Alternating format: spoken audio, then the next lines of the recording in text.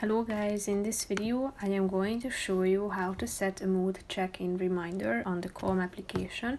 But first I just want to mention, don't forget to subscribe to my channel, because at 10,000 subscribers I am going to show you my whole YouTube revenue statistics and growth strategy, how to make money online. So let's jump into it. First of all, open the application on your phone. After that, tap on the profile button down below, which is the third option. Then you should click on the settings icon in the upper left corner of the screen. Click on notifications in the middle and then tap on mood check-in. After that, you should select the time when you would like to check in.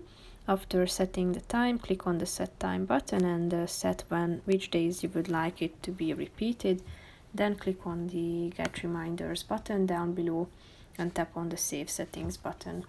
So that's pretty much it for this video, guys. See you in the next one. Bye bye.